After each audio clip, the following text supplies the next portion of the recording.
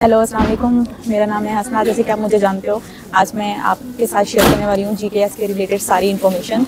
और मैंने स्पेशली एक ऐसा बंदा पकड़ा है जो रिसेंटली जीकेएस के ज़रिए जो है वो साउथ कोरिया में आया है, और ये हमें एक्सप्लेन करेंगे कि ये इन्होंने क्या क्या स्टेप किए हैं जीकेएस में, क्या क्या चीज़ें रिक्वायर होती हैं, कितना टाइम फ्रेज रिक्वायर होता है और किस तरह से जो है ना आप यहाँ आ सकते हो।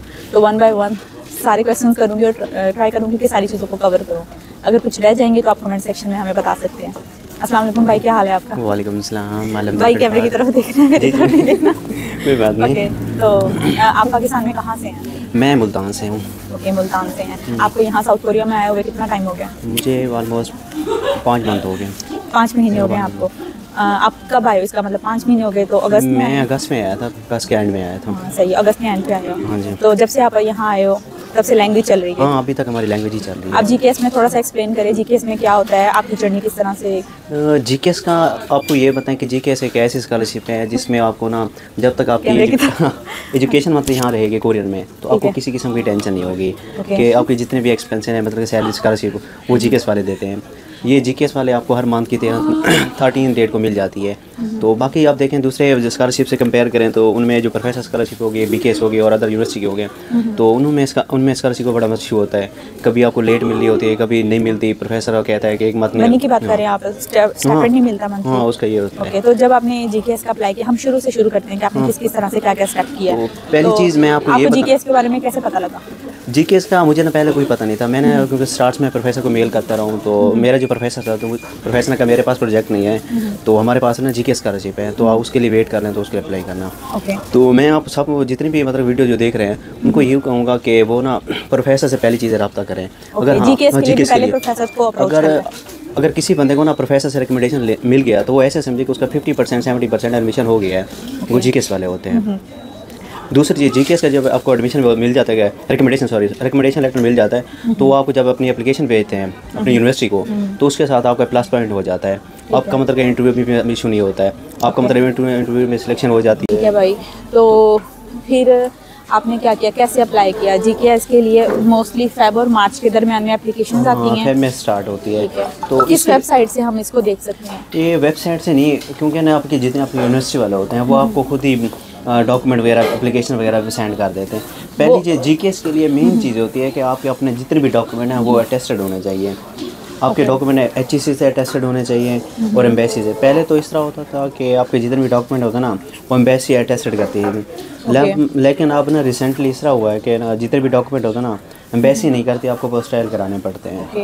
वो लाजमी होते हैं। और दूसरी चीज़ जो कोरिया में है ना कि आप बाकी का अदर कंट्री में देखा जाए तो आप ऑनलाइन फिल करके भेजते हैं अपने एप्लीकेशन। आपको अपने डॉक्यूमेंट भाई थ्रू कोरियर के थ्रू भेजने होते हैं, कोरियर के जरिए से। ठीक है। हाँ जी, जो बाकी कंट्री है वहाँ पर आपको ऑनलाइन फिल करके कोई मसला नहीं होता। तो जीकेएस में आपको क्या क्या बेनिफिट्स मिलते हैं? जीकेएस में हमें अल्हम्दुलिल्लाह स्कॉलरशिप कितनी है, आपको प्लेन का टिकट देते हैं नहीं देते, यहाँ पे आके आपको मंथली कितना स्टाइपेंड मिलता है? जो लैंग्वेज है तो उसमें हमें 1.2 मिलता है।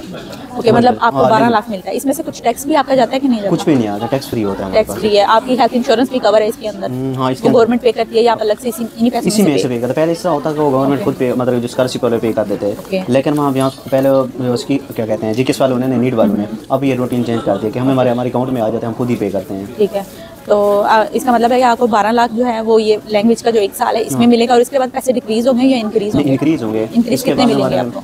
1.3 के। ओके, मतलब 1 लाख इंक्रीज हो जाएगा। सही है। तो जीकेएस के टोटल 3 साल होते हैं, उनमें से 1 साल आपने सिर्फ लैंग्वेज पढ़नी है और दूसरे 2 साल में आपने अपनी डिग्री कंप्लीट करनी है, और ये मास्टर के बारे में बता रहे हैं। तो फिर जब आप पाकिस्तान से यहाँ आ रहे थे तो जो प्लेन का टिकट है जस्ट वन वे का ही आपको देते हैं या दोनों साइड का? दोनों साइड का होता है। ठीक है, आप मुल्तान से डायरेक्ट आए हो? डायरेक्ट इधर है।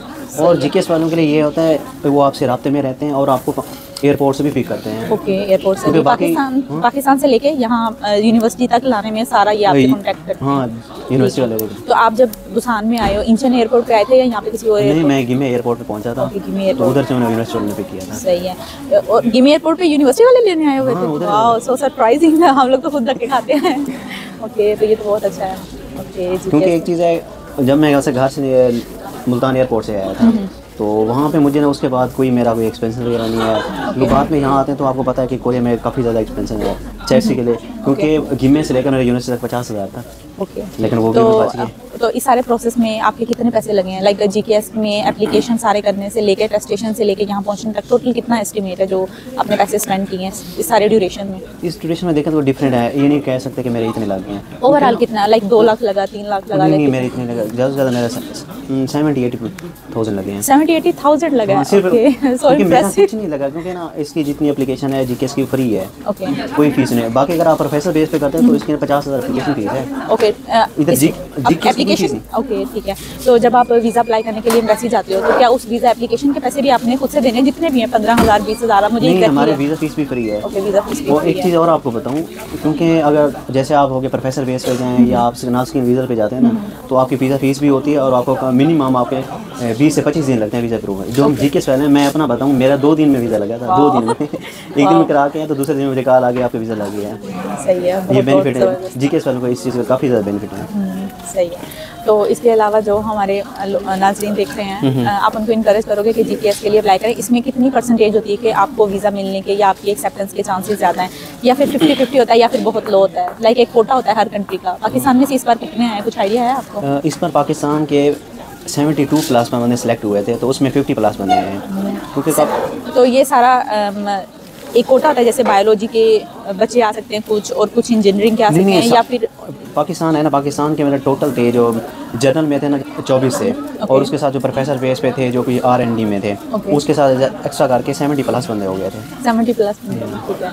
तो जब आपने अपने प्रोफेसर को अप्रोच किया तो उन्होंने आपको जो रिकमेंडेशन लेटर बना के दिया, उसकी बेस पे आपके चांसेस ज़्यादा हो गए, राइट? हाँ, ये तो आप किसी और को जानते हो जिसने साथ में अप्लाई किया और सेम लेकिन उसका ना हुआ? ये तो एक पॉजिटिव बात भी और सुनने देखने में भी अच्छा लगता है कि अगर प्रोफेसर की एक्सेप्टेंस आपके पास है तो आपके चांसेस ज़्यादा हो गए हैं। अगर आप वैसे अप्लाई करो तो उसके लाइक 50-50 होता है यूनिवर्सिटी। और आप किस ट्रैक से आए हो? 2 तरह के आई गेस होते हैं, क्योंकि एक होता है एम्बेसी ट्रैक, होता है एक होता है यूनिवर्सिटी ट्रैक। मैं यूनिवर्सिटी ट्रैक से हूँ। यूनिवर्सिटी ट्रैक में क्या होता है, मतलब उसका क्या यूनिवर्सिटी प्रोसीजर ट्रैक पे ऐसा होता है कि आपने सिर्फ एक यूनिवर्सिटी चूज़ करनी होती है। एक यूनिवर्सिटी। जो एम्बेसी ट्रैक पे होता है वो आपने 3 यूनिवर्सिटी को चूज़ करनी है। एक यूनिवर्सिटी के अंदर आप डिफरेंट प्रोफेसर को चूज कर सकते नहीं, सिर्फ एक यूनिवर्सिटी को एक ही प्रोफेसर को आपने सेलेक्ट करना है। और एम्बेसी ट्रैक में? एम्बेसी में पहले आपने इस तरह करना होता है, 3 यूनिवर्सिटी को सिलेक्ट करना होता है। जब आपकी सिलेक्शन हो जाती है 3 के बाद आपने 3 यूनिवर्सिटी में अपने सिलेक्शन उनको भेज देते हैं कि मुझे लीड ने सेलेक्ट कर दिया है।